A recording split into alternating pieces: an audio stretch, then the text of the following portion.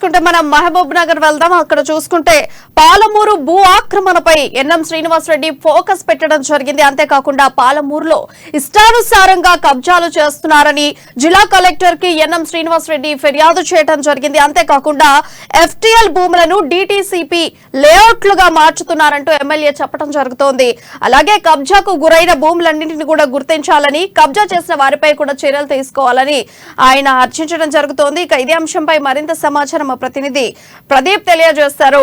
Yes Pradeep, చెప్పండి updates అంటే.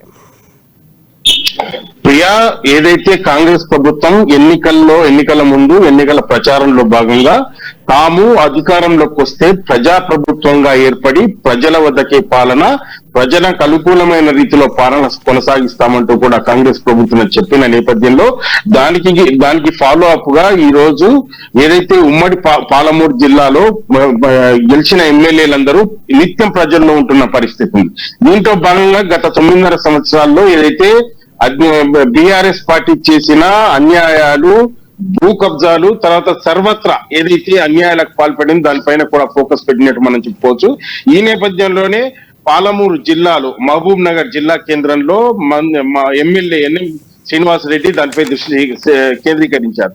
ఏదైతే బీఆర్ఎస్ పాలనలో మంత్రి శ్రీనివాస్ గౌడ్ అనూహ్యులు తర్వాత బీఆర్ఎస్ పార్టీ నాయకులు చేసిన భూ ఆక్రమణల పైన కలెక్టర్ కు ఫిర్యాదు చేయడం జరిగింది. ఈ నేపథ్యంలోనే ఏదైతే ఎఫ్టీఎల్ ల్యాండ్ సైతం వెంచర్లుగా చేసి అమ్ముకొని పైసలు దండుకున్న నేపథ్యంలో బీఆర్ఎస్ పార్టీ అనూహ్యులపై, బీఆర్ఎస్ పార్టీ నాయకులపై కూడా కేసులు నమోదు చేయాలంటూ కూడా కలెక్టర్ రవి నాయకుడు ఏదైతే ఫిర్యాదు చేసినటువంటి నేపథ్యం.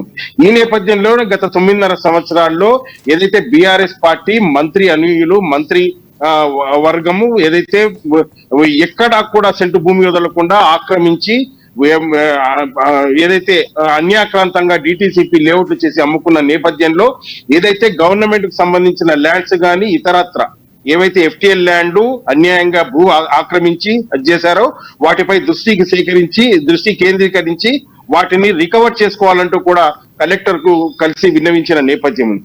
అయితే గతంలో కూడా మనం చెప్పుకొచ్చాం, మన న్యూస్ మాధ్యమం ద్వారా కూడా పాలమూరులో జరుగుతున్న ఏదైతే భూ ఆక్రమణలో కూడా ఫోకస్ పెట్టిన నేపథ్యంలో ఈ రోజు ఎమ్మెల్యే ఎన్ఎం శ్రీనివాసరెడ్డి దానిపైన ఫోకస్ పెట్టి ప్రజలకు సంబంధించి ప్రజల ఆస్తులు, గవర్నమెంట్ ఆస్తులు కూడా రికవరీ చేసుకోవాలంటూ కూడా కలెక్టర్ కు విన్నవించారు.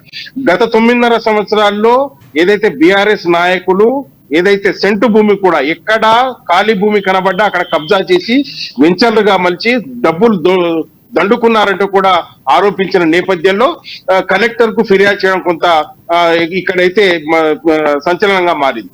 అయితే మరోవైపు ఏదైతే పాలమూరు జిల్లాలో తాను గతంలో 2 సంవత్సరాలు పనిచేసిన ఎమ్మెల్యేగా పనిచేసినప్పుడు ఇటువంటి అన్యాక్రాంతమైన ఎటువంటి భూ కబ్జాలకు పాల్పడలేదంటూ ఏదైతే ప్రజలకు అనుగుణంగా ప్రజల అవసరాలకు అనుగుణంగా తాను పనిచేశానంటూ ప్రజల వద్దకు ప్రజల్లో కలిసి ప్రజల సమస్యలు వింటూ ప్రజల కొరకే తాను ఎన్నుకోబడ్డాను కాబట్టి ప్రజలకు సేవ చేయాలనే లక్ష్యంతోనే వచ్చినట్టు కూడా తాను ఎక్కడ కబ్జాలకు కూడా తన హయాంలో ఎక్కడ కూడా తన అనుచరులు కూడా తన వెంట ఉండే పార్టీ నాయకులు కూడా ఎవరు కబ్జాలకు పాల్పడలేదంటూ కూడా చెప్పుకొచ్చారు. ఈ నేపథ్యంలోనే రాబోయే 5 సంవత్సరాల్లో కూడా గత 9.5 సంవత్సరాల్లో బీఆర్ఎస్ పార్టీ నాయకులు చేసిన కబ్జాలను తర్వాత ఏవైనా అన్యాక్రాంతమైన ఏదైతే అన్యాయమైన ఎఫ్టీపీలు లేఅవుట్ చేసి అమ్ముకున్న నేపథ్యంలో అవన్నీ రికవర్ చేయాలంటూ కూడా కలెక్టర్ ని కలిసి ఏదైతే వినతి పత్రం అయితే సమర్పించారు. ఈ నేపథ్యంలోనే కాంగ్రెస్ ప్రభుత్వం కూడా అక్కడ ఏదైతే అధికారంలో ఉన్న బీఆర్ఎస్ ఏదైతే కాంగ్రెస్ పార్టీ కూడా సీఎంఓ నుంచి కూడా స్పష్టమైన ఆదేశాలు వచ్చినట్టు కూడా మనకు తెలుస్తా ఉంది. ఈ నేపథ్యంలోనే కలెక్టర్ కు ఏదైతే తాను పాలమూరులో జరుగుతున్న అన్యాయాలపై, అన్యాక్రాంతమైన భూములు తర్వాత ఏదైతే డబ్బులు దండుకున్న వ్యవహారాన్ని కూడా వెలుగు తీయాలంటూ కూడా కలెక్టర్ కలిసి విన్నవించిన నేపథ్యం ఉంది ప్రియా.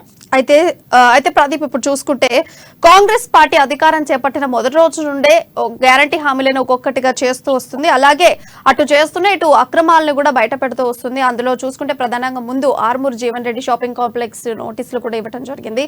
ఇప్పుడు పాలమూరులో ఇక్కడ చూసుకుంటే భూ ఆక్రమణలు బయటపడుతున్నాయి.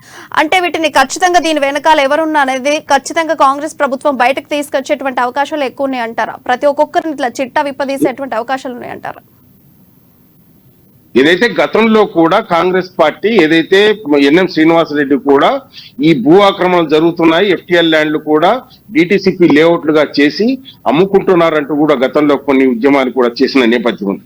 అయితే ఏదైతే పాలమూరు మున్సిపాలిటీ పరిధిలోనే ఉన్న ఏదైతే ఏనుగొండ, తర్వాత కొత్త కలెక్టరేటు, తర్వాత అమిస్తాపూర్ ఇటువంటి ప్రదేశాల్లో ఏదైతే ఎఫ్టీఎల్ ల్యాండ్ సైతం కుంటలు, చెరువులు కూడా మూసివేసి ఏదైతే అన్యాయంగా డిటిసిపి లేఅవుట్ చేసి పైసలు దండుకున్న నేపథ్యం అయితే ఉంది. దాని మీద తాను రేపు అధికారంలోకి వస్తే తాను ఎమ్మెల్యే అయితే దీని మీద ఫోకస్ పెడతానంటూ ఏదైతే కాంగ్రెస్ ప్రభుత్వం కూడా ప్రచారంలో భాగంగా ఎన్నికల ప్రచారంలో భాగంగా ఇటువంటిని పూర్తిగా ఏదైతే గవర్నమెంట్ కు ఎవరికి అన్యాయం జరగకుండా సక్రమైన మార్గంలో ఇవన్నీ మళ్ళీ వెనక్కు తెస్తామంటూ కూడా హామీ ఇచ్చిన నేపథ్యంలోనే ఈ రోజు ఎన్ఎం శ్రీనివాసరెడ్డి కలెక్టర్ ను కలిసి వినతి పత్రం సమర్పించడం కొంత పారదర్శకంగా పనిచేస్తామన్న సంకేతాలు అయితే ప్రజలకు పంపిస్తున్న నేపథ్యం ఉంది.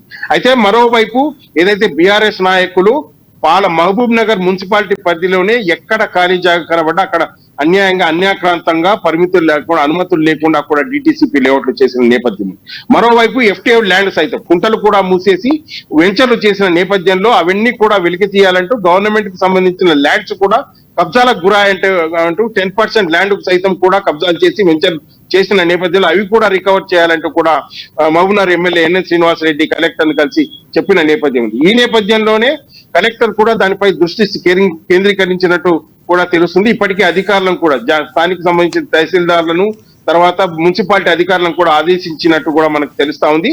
అవన్నీ ల్యాండ్స్ ఎక్కడెక్కడ అన్యాక్రాంతమయ్యాయి, ఏదైనా భూ కబ్జాలకు పాల్పడడం కూడా సక్రమమైన పద్ధతిలో వాళ్ళు చేశారా, అన్యాక్రాంతమైన రికవరీ చేసుకోవాలంటూ కూడా కలెక్టర్ కూడా అధికారులను ఆదేశించినట్టుగా కూడా మనకు తెలుస్తా ఉంది ప్రియ. అండ్ ప్రదీప్, ఇప్పుడు చూసుకుంటే గత ఎంతకాలంగా ఈ కబ్జాలు పాలమూరులో జరుగుతూ వస్తున్నాయి. ఈ కబ్జాలు చేసినటువంటి వారిపై ఎలాంటి చర్యలు తీసుకోబోతున్నారు? అండ్ ఇది కబ్జా అయినటువంటి భూమి అని ఎలా గుర్తించబోతున్నారు? అయితే ఇప్పటికే ఎన్ఎం శ్రీనివాసరెడ్డి కూడా కొంత ఏదైతే ఐడెంటిఫై చేసి కొన్ని ల్యాండ్ కి సంబంధించి కూడా వివరాలు ఇచ్చినట్టు కలెక్టర్ ఇచ్చినట్టు కూడా మనకు తెలుస్తా ఉంది. దాంట్లో నేపథ్యంలోనే మహబూబ్నగర్ మున్సిపాలిటీ పరిధిలోని ఏదైతే అన్యాక్రాంతమైన ఎఫ్టీఎల్ ల్యాండ్స్ కానీ, తర్వాత అన్యాక్రాంతమైన గవర్నమెంట్ ల్యాండ్ 10% ల్యాండ్స్ కూడా కబ్జాలు చేసి వెంచర్లు చేసిన నేపథ్యం ఉంది. అయితే అటువంటివన్నీ కూడా కొన్ని ఐడెంటిఫై చేసి ఎన్ఎం శ్రీనివాసరెడ్డి కలెక్టర్ కు ఇచ్చినట్టు కూడా మనకు తెలుస్తా ఉంది. మరోవైపు ఏదైతే ఇంకేమైనా గవర్నమెంట్ ల్యాండ్స్ గత 9.5 సంవత్సరం మంత్రి శ్రీనివాస్ గౌడ్ అండతో చేసిన అవన్నీ కూడా రికవర్ చేసుకోవాలంటూ కూడా కలెక్టర్ ను కలిసి విన్నవించారు. అయితే కలెక్టర్ కూడా దీనిపై దృష్టి స్వీకరించాలి.